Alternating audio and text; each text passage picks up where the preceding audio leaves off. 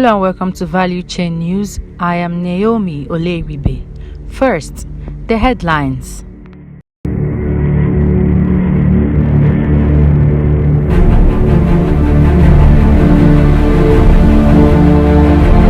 Dirty fuel controversy, NNPC orders battle to end looming fuel scarcity. Rivers destroys 128 illegal refineries. FPSO explosion, 3 dead, 4 missing. And now, the news in detail.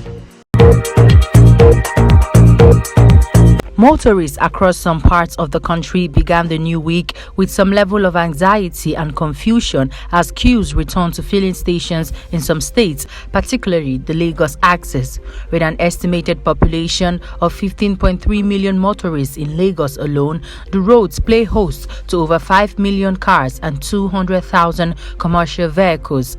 The panic began gradually at the weekend when unusual long queues of vehicles at various filling stations in Ikoyi, Victoria Island and Lekki were noticed as residents spent longer period trying to buy the premium motor spirit, also known as petrol. Earlier, many motorists in Lagos had attributed scarcity to increased demand for fuel due to power outage following a fire incident that led to the shutdown of Nigeria's largest power plant, Egbin, from the national grid last week. However, the long queues persisted yesterday morning despite improved power supply. According to dependable sources, some of the petrol imported into the country under the direct sale, direct purchase (DSDP) contract has a high content of methanol and ethanol outside the official specification of Nigeria's petrol. The product is highly harmful to the market, the source said. A senior official in the downstream sector who pleaded anonymity confirmed the development, adding that NNPC is currently doing a product tracing to contain the harmful implication in the market. Nigeria should not be doing business with companies with bad reputation in the market. The implication is very cruel on the consumers of these products, most especially Lagosians, he stated. The issue of dirty petrol is coming at a time when there is raging controversy on the removal of petrol subsidy or otherwise.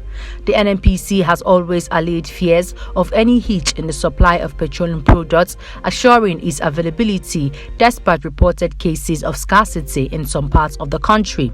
Despite repeated assurances, the entire country may be plunged into another round of fuel scarcity if the Nigerian Association of Road Transport Owners (NARTO) makes bold a statement of withdrawing the haulage service should the federal government fail to urgently address the rising cost of operation that its members are facing. Top on the list, according to the union, is the ever-increasing cost of diesel, which petrol tankers run on and which is part of the determinants of freight charges. The cost of diesel presently is 430 naira per litre. The association's national chairman Yusuf Othman, in a statement yesterday, stated that his members now find it difficult to remain afloat because of the high freight rate, which is regulated and paid in arrears. He insisted that members would be advised to ground their haulage tankers if nothing was done to address the matter, describing the business environment as scorching and unbearable. The chairman of Ikwere local government of Rivers State, Mr. Samuel Wanosike, has disclosed that 128 of 142 illegal refining sites identified by authorities in the area had been destroyed since crackdown started in January. We will continue to destroy their illegal sites until all illegal refining sites in our communities are destroyed completely, he said, adding that unemployment in the Niger Delta has made illegal crude refining an attractive business.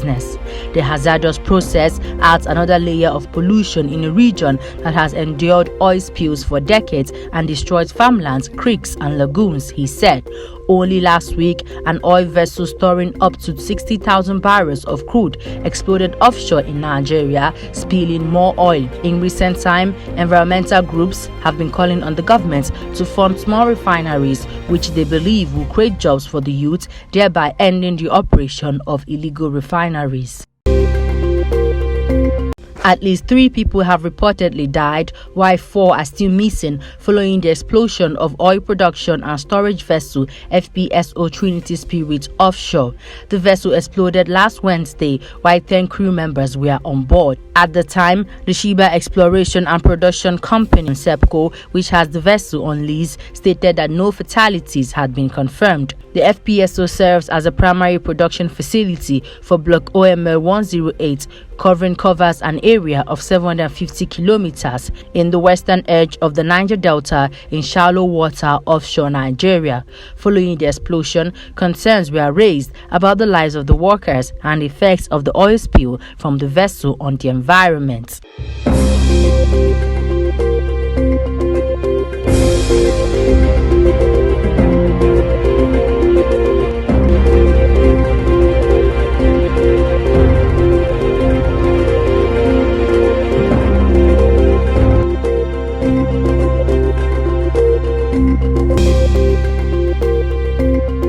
Under the patronage of H.E. Macky Sall, President of the Republic of Senegal, MSGBC Oil, Gas and Power would once again take place in Dakar, Senegal, with the event serving as a catalyst for investment and multi-sector development in 2022. Representing the region's official energy event, the conference would host ministries and high-level officials from across the region.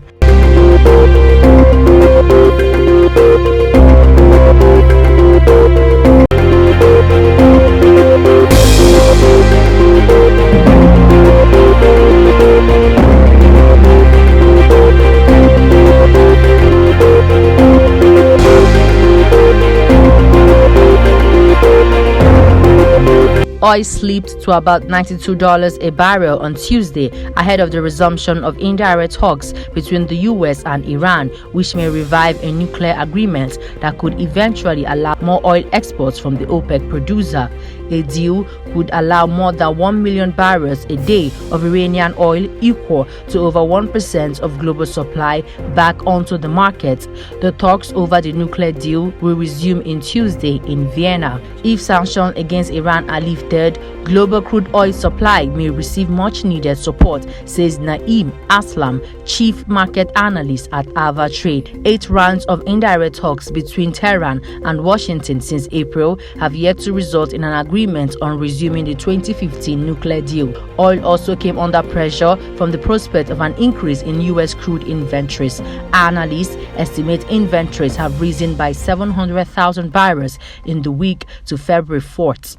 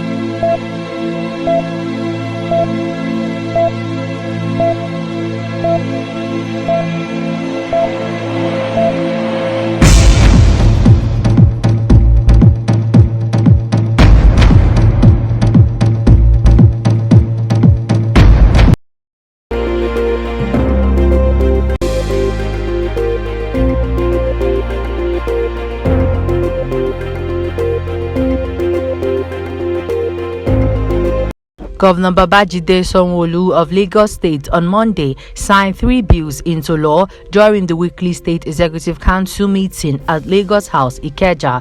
The news agency of Nigeria reports that the 3 bills included the law regulating real estate transactions and the law to provide for the registration of cooperative societies in Lagos State. It also included the law to regulate ownership, licensing, and sale of pets, and to prohibit and restrict people from having in custody dangerous animals in public places. Mr. Sanwo-Olu said the new bill would strengthen government and citizens' engagement and relationships. According to him, the bills would also ensure that residents continue to live in an atmosphere where the rule of law is enshrined, and for residents to know what is expected of them. The governor said the government would continue to ensure that residents were happy with the government and that the trust was further deepened in the government. He said that the law to regulate regulate the real estate transactions in Lagos State would help protect the citizens, the unsuspecting residents who fell prey to many real estate professionals. Mr. Sanwo-Olu said that the law would also help players in the real estate sector to know what is expected of them and for the government to be able to keep track of happenings in the sector. It is really about the ease of doing business and ensuring that we continue to attract private sector investment into the real estate space. Before we end the news, here's a recap of our headlines. Dirty fuel controversy, NNPC orders battle to end looming fuel scarcity. Rivers destroys 128 illegal refineries. FPSO explosion, 3 dead, 4 missing. And that's the news. I am Naomi Oleribe. Good evening.